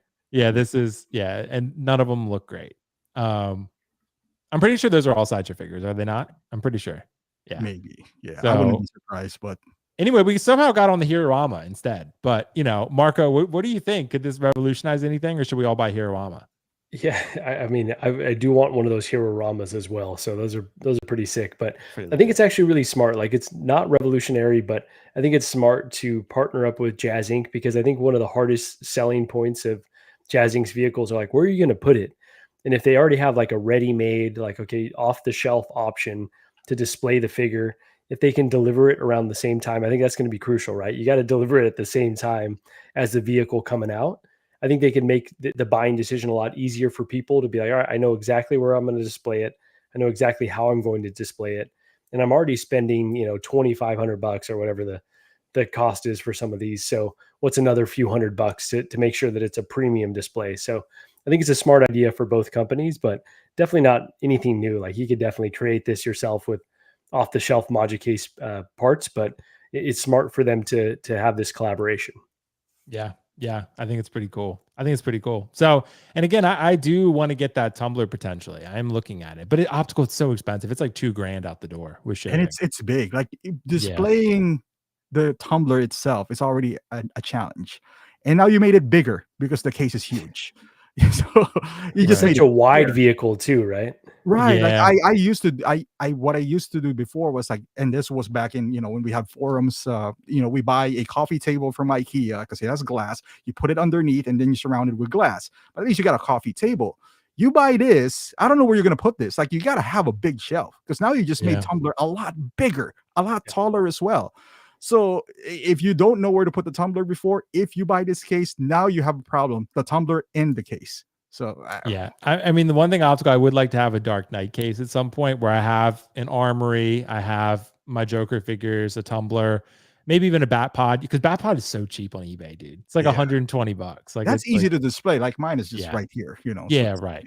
And the Bat Pod looks good. It just doesn't feel good, right? It feels kind of cheap. It feels like it's just gonna break once you hold it. But right, exactly. But it looks only sold also $200. So yeah, right, exactly. Okay. Nowadays you can buy it on eBay though for like 150 or something. It's crazy. But this Jazz Inc. tumbler does look pretty good. But is it's you know, it begs the question, like anything, like J&D or InArt, is it worth 2x the Hot Toys version? You know what I mean? Or 3x really? Because Hot Toys was like 650, something like that.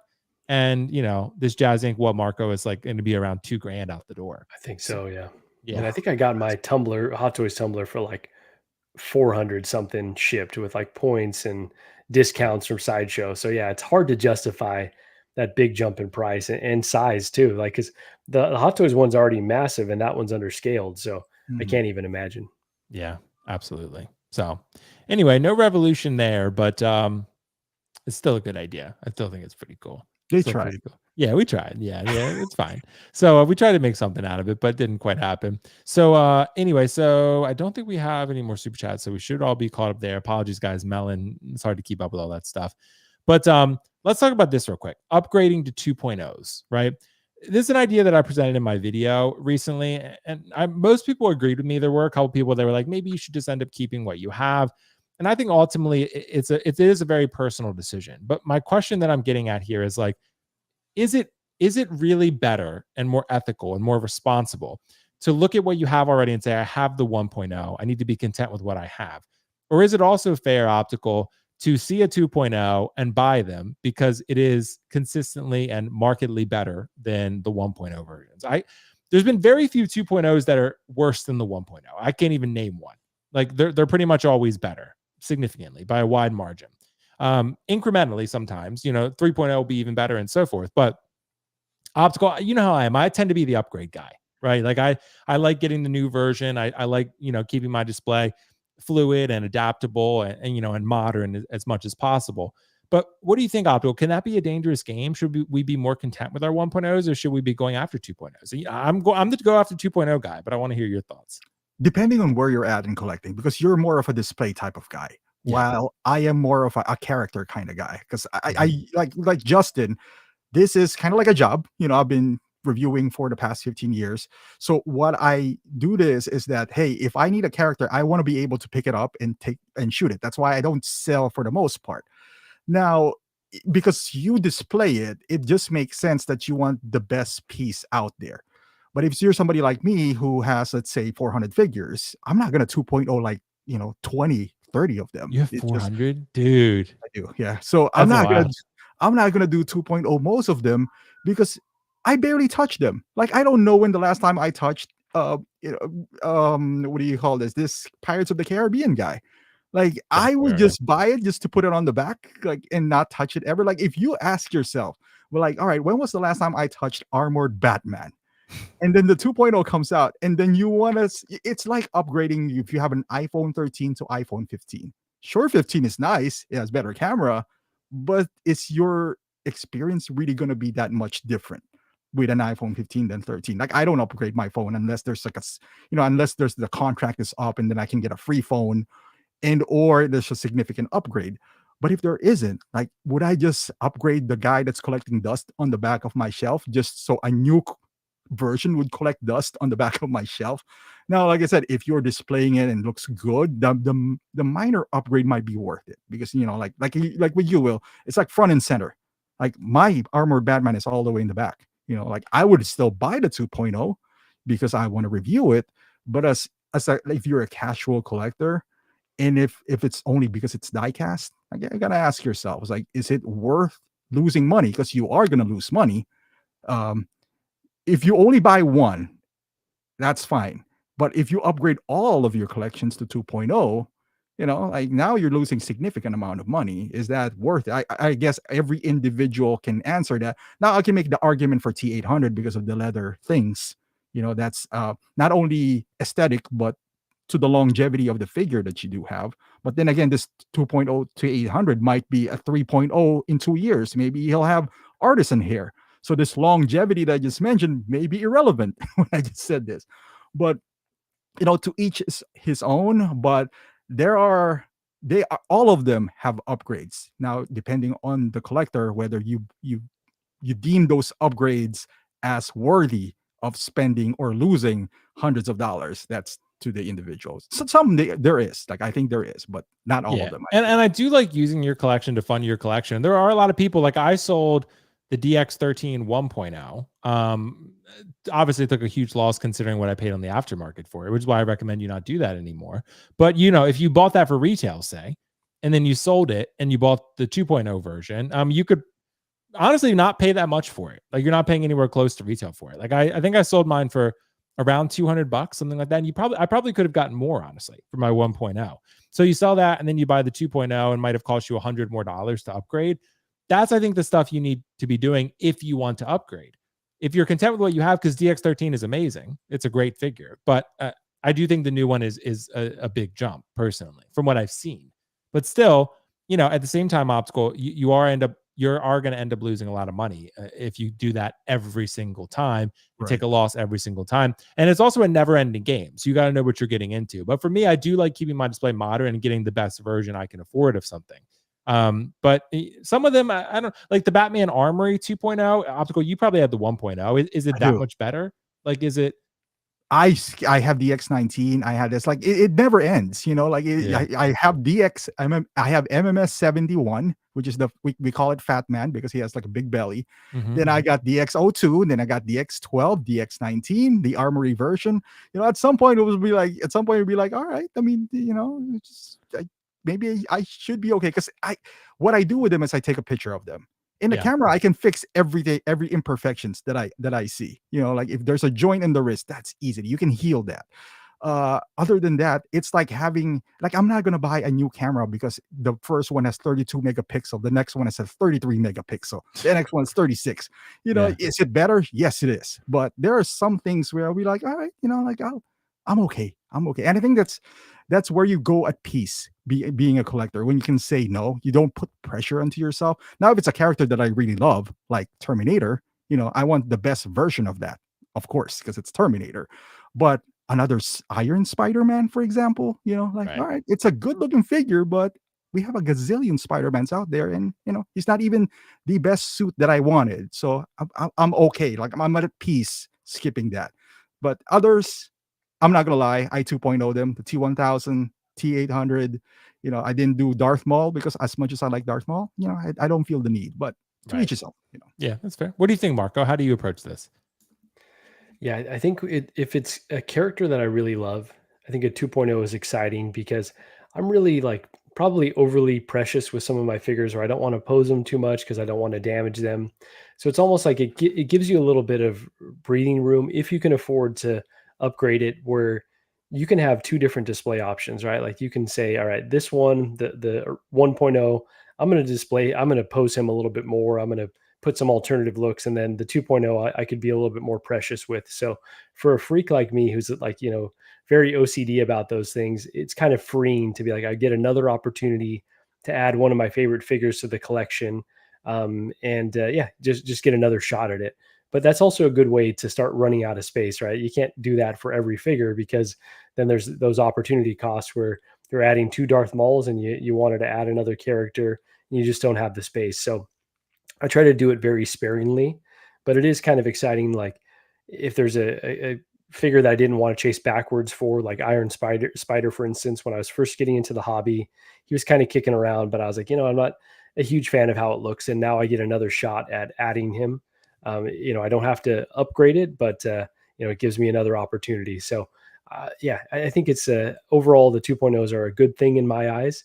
And for me, even if I've got the figure already existing, it's still a good opportunity to plus the collection a little bit. So I think as long as you do it sparingly, it's a good habit to upgrade.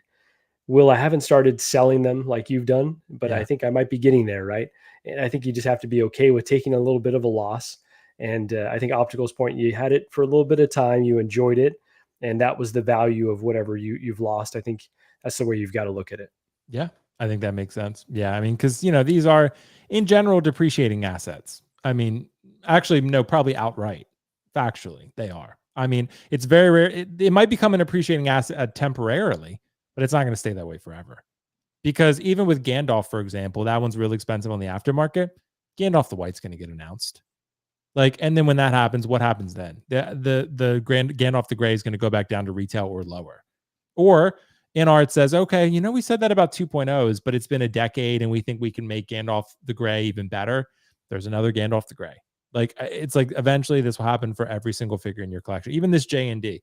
Like, they'll be like, the J&D will be like, okay, well, we have this new double medical grade silicone, and we're going to use that to make another Joker. And that it'll never end. It's, you know, it's a business. They want you to buy forever in perpetuity. And in order to do that, they have to entice you with new offerings and improve them. One Adam 12, thank you so much for the super chat. Upgrade to 2.0 if you have 1.0 in mass. Only if you want to piss your money away. Be content with what you have. See, that's a perfectly reasonable position. I like the 2.0s generally, as long as there's a significant market improvement, which I think there is more often than not. But, you know, if you feel like the 1.0 you have is great, then for sure. And I know we got the question, like Pliskin Inc. asked, is this about money? It has to be at least somewhat about it. I mean, if you're not thinking about your bottom line when you're doing this hobby, you're gonna get over your head very quickly. I can tell you that for a fact. Optical, you've been in it longer than I have. Marco, you've been in it. You know, that's how you end up like what I had when I was not tracking everything, $15,000 in pre-orders. That's what happens. So I think you have to space. Like if you know, if you don't sell your 1.0, you pick up 2.0. Now you got two figures who are somewhat identical. I mean, you can get away with that with some figures, like Marco said. You know, like I have Bane 1.0, I got the 2.0, and I agree with Marco. Sometimes it's liberating because I'm like Marco. Like I would post them on picture, but go back in the shelf, you'll have your arms down. Like, and make sure that, you know, nothing's touching, whatever. But once you get the 2.0, you're kind of free. It's like, all right, I'm going to post him a little bit more risky this time, you know? Now I got two Banes. Like the Bane that I have, I put the jacket on, the 1.0, and the other one, I'm showing his, you know, his biceps. Now, would I do that for every figure? No, because you're going to run out of space. Even if you are a millionaire, even if you have a lot of money, now your space is going to look cramped up, like, which we all are trying to avoid the best way we could. Because let's be honest, the cramped up figures does not look good. But non-cramped up figures, that means you have less figures, unless you have a warehouse. Yeah, right. So, you know, unless you have, what's that guy who reviews, like he looks like Secret Base. Figure hideout. Yeah. Figure hideout. He looks like his Secret I think base. he might actually be Bruce Wayne. Like, unless you're Bruce Wayne, you know, like his collection room looks like a bat cave. Yeah. If I have to guess, most collectors are not Bruce Wayne, because otherwise they would be in a, you know, in a stream about yacht and not about hot toy. So, you know, so let's just be true to ourselves here. Yeah, that dude is, he's for sure. His collection. I think he's going to do a collection tour from what I heard. So I'm excited to see that. But he has a bunch of life. Yeah, right. He has like a bunch of life size and like pods for everyone. Like it actually looks better than Secret Base. Like it looks like 10 times better than Secret Base. Like driving around. So this is my Marvel stuff. And I do want to recognize though that people, like when you see that level of collection, I don't want people to feel insecure about theirs, because that is a collection that will never be attainable to any of us. Like that is a level of collecting 99.9% of us will never reach. Because it and not saying it's better or worse, it's just like higher end, I guess, like more fancy, and you know, it just is what it is. But it's, you know, I do want people to recognize that when they see it. Like, love your collection. It's great, I'm sure. And I bet you will, if let's say he does have a warehouse and it's specifically tailored to that collection, guess what? That's going to get filled too if he buys every single figure. Right. Because that space is going to be finite, but the releases are not. Yep. So at some point it'll catch up. You know, maybe not in the next 10 years, but it'll catch up. Yeah, eventually it will. So let's keep moving on, guys. Let's talk about one more topic we got here. So InArt Legolas, so all the batches have shipped. So it really didn't take long. I think it was about maybe a month and a half, something like that, for literally every Legolas to ship out there. And you know, this was I think a thing that we needed to revisit, because for the longest time, InArt was really getting a lot of feedback saying like the batches are taking forever. Remember the Batman, the Robert Pattinson Batman, that one had like a ton of batches. It went over the course of like a year, it felt like. Even the Joker, their very first figure, tons of batches, went out for a really long time. Maybe their figures now, they're not producing as many units as those two. That would be my speculation. I think that Legolas is nowhere near the pre-order volume of Joker, what it was, or Robert Pattinson Batman. But still, a month and a half is pretty good. Wukong was also pretty fast. Wukong went out there really, really quickly. And a lot of the InArt figures seem to get out there pretty fast. They're definitely shortening the window from that first batch to every other batch.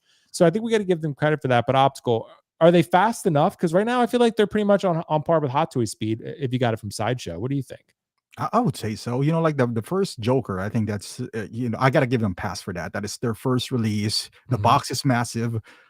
You know, like I can understand like shipping it to Kit, like they can only ship it, you know, how many at a time because of how big the box is. Their first rodeo, everyone was excited for that Jokers because they never thought that they would get like 300 more Jokers right after that Joker. Everyone felt that was the Joker to have. So with Legolas though, I mean, I'm sure they're getting better. They've been in the game for a good 3-4 years now, maybe. So, you know, their logistics, I'm pretty sure it's just getting better from this point. Sure, this character might not be as popular as Joker, but I don't want to think that they're the same company as they were in 2021. I think they got a lot better. logistic wise, the communication has kind of, lowered down a little bit, and rightfully so. They're busy making figures, but I think they're getting better. They just need to have, I don't know if this would help, because their main guy is Kit, right? Like, and Pop. Hopefully they break into the US market, because that's still, they don't have a lot of issues anyway to be able to get to the US markets. The big advantage of US market is, obviously, when something's wrong, you just contact Sideshow. I don't know if they ever will. I don't know about about going to Kit. Let's say your Legolas has an issue. I don't know how fast they would reply to that, but I don't hear any issues like that. So we'll focus on just the shipping. Yeah, they're getting a lot better. I think Michael Jackson was a lot better too. Also fast. Yeah, yes, very also fast. So that's a big plus for InArt. If they can only release more figures, announce them, because they really make really good products, that'll be great. Paul Atreides took a little while, Optical, from what I remember. Like, that one took a little bit for a lot of people. There were several batches for it. That is an issue as well, where people are getting sculpted instead of the rooted, the reverse, so that might be like a one-off, but who knows? Yeah. Marco, what do you think about this? Are you content with where they're at right now? Yeah, honestly, I mean, this is obviously a sore subject, because I had to let my PO go, but I thought it was, like, in terms of the timing, it was faster than I anticipated. So I think they're cooking right now. They're making good products. It's coming out in a reasonable time frame for the hobby, like you said, on par with Hot Toys, really. So yeah, I think there's very little to complain about in terms of what InArt is doing. Maybe minus, to Optical's point, not doing more figures, but you don't want them to overextend themselves, because then they're going to slow down again. So I think they're really hitting the sweet spot right now, and yeah, good on them. And hopefully that is buying more goodwill from the community after everyone was salty about them taking so long. Now it seems as though that's been corrected. Yeah, I think so too.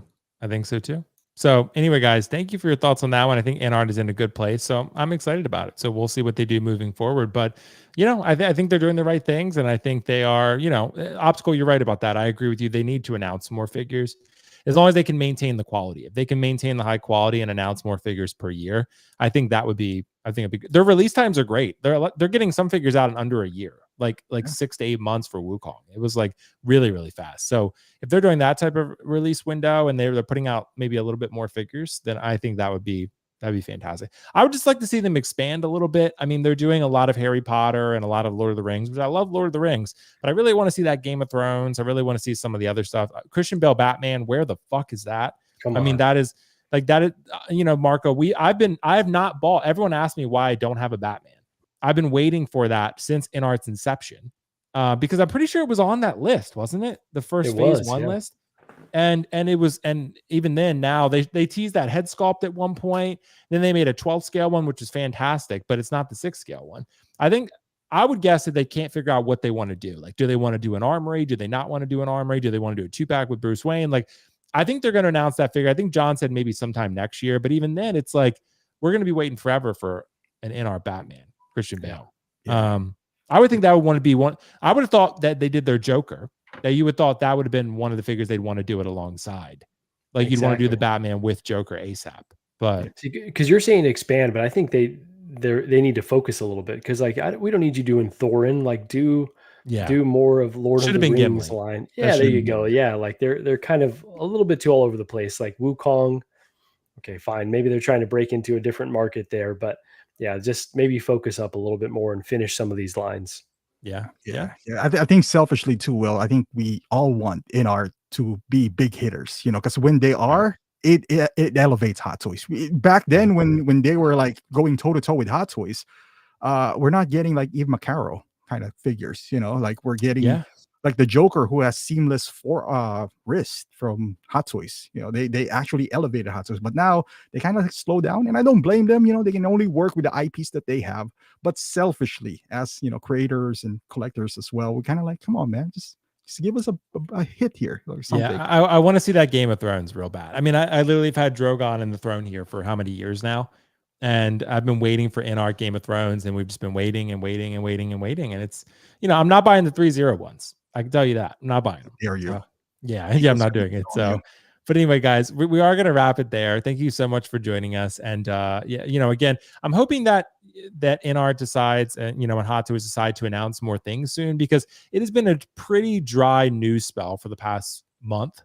I'd say. I would say, yeah, it's been a while since we have not had much news lately. So I'm hoping that these companies start ramping up towards the holiday season, but we'll see. I know. I think it was Catwoman from InArt was supposed to be Q4, as is I thought Christopher Reeve Superman from what I remember, but neither of those have been announced yet. So maybe sometime soon. And Hot Toys, we'll probably get another John Wick here soon, but I don't know what else. Anyway, we're going to say, but guys, thank you so much for joining us. Optical, dude, is there anything you want to plug real quick? Anything coming up on the channel that you got for people?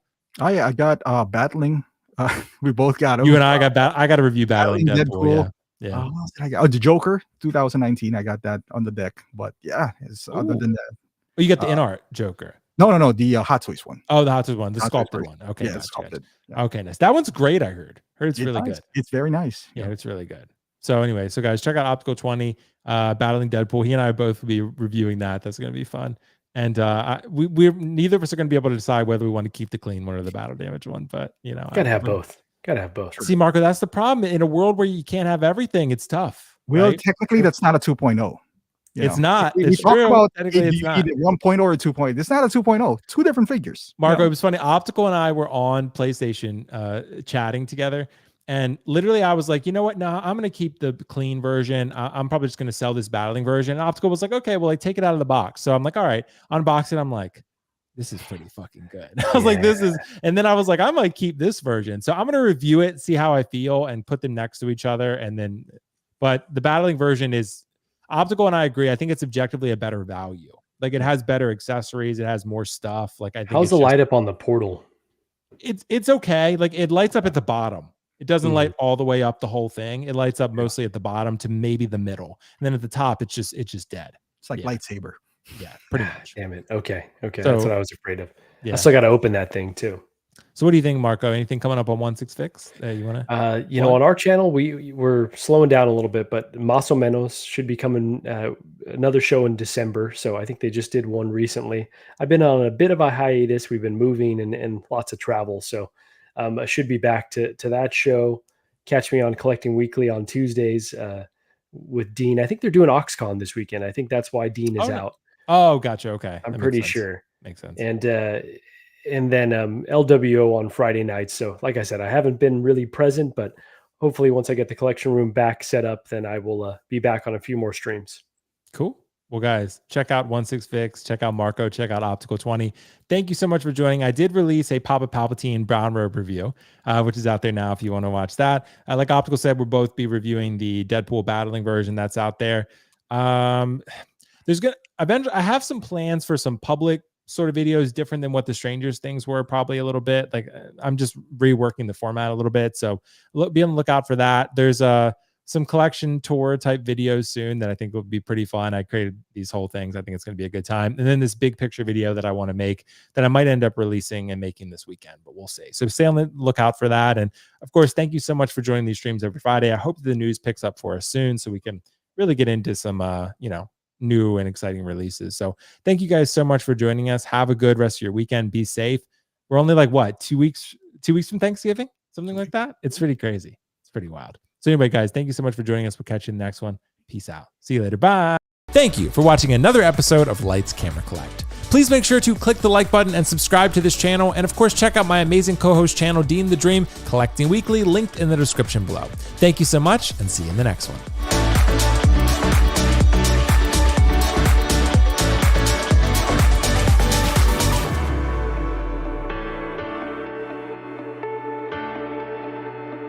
Thank you for watching another episode of Lights Camera Collect. Please make sure